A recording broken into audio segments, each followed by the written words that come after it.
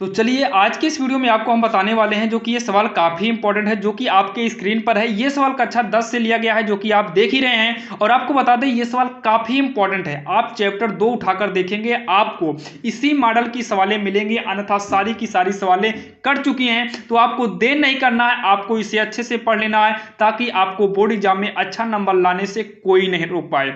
तो देखिए सबसे पहले इसको सॉल्व कैसे करना है। आपको बिल्कुल भी नहीं आता होगा तो आज की इस वीडियो में आप इस सवाल को सीख कर जाएंगे और इस मॉडल से कोई भी सवाल आएगी, दुनिया की कोई भी सवाल आएगी इस मॉडल की, आप चुटकियों में कर सकते हैं। तो सबसे पहले क्या करना है, सबसे पहले आपको जो बहुपद दिया है आपको उसी बहुपद को लिखना होगा। तो यहां पर लिखेंगे बहुपद 4u² प्लस में 8u। देखिए कोई भी सवाल हो, अगर यहां बहुपद चेंज भी कर देता है तो कोई दिक्कत नहीं।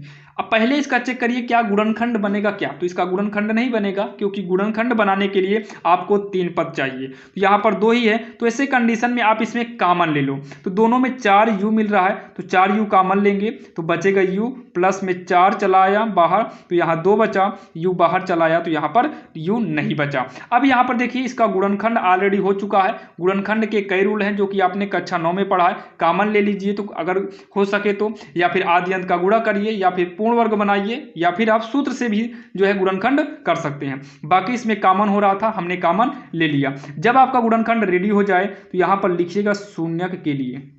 क्या लिखेंगे? शून्यक। यहाँ पर सॉल्व डाल देते हैं, ये है शून्यक के लिए। तो शून्यक के लिए आपको क्या करना है, जो आपका गुणनखंड आया आप उसी को लिखिएगा u+2, और इसके शून्य के लिए बोला है तो इक्वल में 0 कर देना। अब उसके बाद आप पहले ये ब्रैकेट लीजिए u+2 बराबर का 0। ये इसके इंटू में है, पक्षांतर करेंगे बटे में जाएगा क्योंकि गुणे की चीज पक्षांतर करने पर बटे में जाती है और बटे में आने के बाद सबका सब 0 हो जाएगा। 0 के बटे में कुछ भी आएगा 0 हो जाएगा। तो ये u+2 है, ब्रैकेट को हटा दिए, बाकी लगाना चाहो तो लगा दो।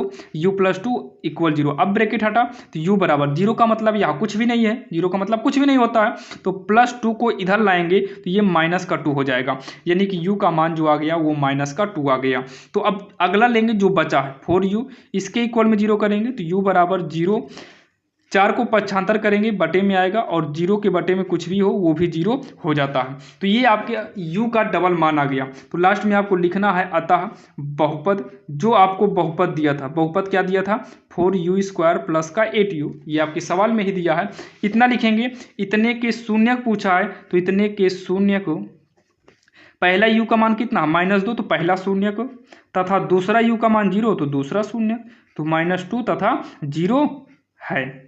इतने के शून्य के -2 तथा 0 है। अब उसके बाद ये बोला है इसके बीच में जांच ओंच करना है, शून्य को तथा गुणांकों के बीच में जांच करना है।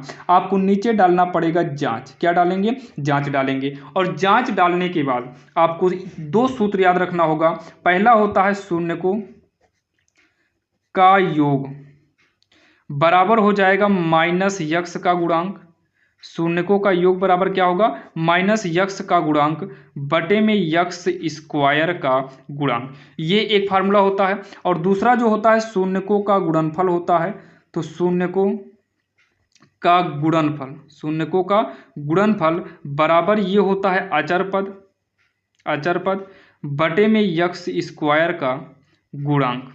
तो यहाँ पर देखिए शून्यकों का योग, तो शून्यकों का योग कौन कौन से शून्यक है? ये दोनों हैं। तो शून्यकों का योग लो, -2 लीजिए, योग बोला है तो योग का मतलब जोड़, दूसरा शून्य कितना है 0 है तो माइनस, ये वाला माइनस यक्स का गुणांक खेलिए। तो यहाँ पर u की बात किया है पूरे सवाल में, तो यहाँ ऊपर u कर दीजिए, u हर जगह u कर देंगे, बस बाकी सेम वही है। आपका फार्मूला रूल सब वही है जो इसके पहले था, लेकिन यहाँ पर u है तो u कर देंगे, माइनस u का गुणांक, तो u के गुणा में कितना है 8 है तो 8 लिखिए, u² के गुणा में कितना है तो 4 है 4 कर दो, ये हो जाएगा -2 + 0 तो -2, 4 का नाम 4, 4 दूनी 8 होगा, -2, दोनों बराबर आ गया। इसका मतलब हमारी सवाल सही है। जांच करने का मतलब है कि सवाल आपकी सही है कि नहीं सही है। तो गुणनफल बोल रहा है तो गुणनफल के लिए -2 गुणे में 0 कर देंगे। अचर पद, तो अचर पद कितना है? अचर पद का मतलब जिसमें u ना हो, तो इसमें अचर पद आपको दिखाई दे रहा है नहीं है, तो यहाँ पर अचर पद जीरो कर दीजिए। यू स्क्वायर का गुणांक, तो यू स्क्वायर की गुणा में 4 है तो 4 कर दो, -2 का गुणा जीरो में करेंगे, जीरो आएगा, और जीरो के बटे में 4 है। अगर किसी भी भिन्न का अंश जीरो हो तो उसका हर अपने आप जीरो हो जाता है, यानी कि टोटल का टोटल जीरो हो जाएगा। तो जीरो बराबर जीरो यहाँ पर भी मिल गया और यहाँ पर भी मिल गया, यानी कि हमारा जांच हो गया, दोनों बराबर है, इसका मतलब हमारे शून्यक भी सही है। यही हो जाएगा हमारा आंसर, जो कि काफी इंपॉर्टेंट था और आपके समझ में भी आ गया होगा। और ऐसे ही इंपॉर्टेंट क्वेश्चन के लिए हमारे इस चैनल RSL इंग्लिश ग्रामर को सब्सक्राइब कर लीजिए, ताकि हम जितने भी वीडियो अपलोड करें वो सबसे पहले लेटेस्ट आपको मिले, क्योंकि अब बोर्ड एग्जाम केवल 1 महीने ही बचा है। तो आप अच्छे से तैयारी करिए ताकि बोर्ड एग्जाम में आपके अच्छे से नंबर बन सके। और हम आपको ज़्यादा बड़ा वीडियो नहीं देते हैं, छोटा छोटा वीडियो देते हैं, और सारी सवालें आपके थंबनेल पर ही शो करती है। तो जल्दी से जो है आप डिस्क्रिप्शन में जाइए,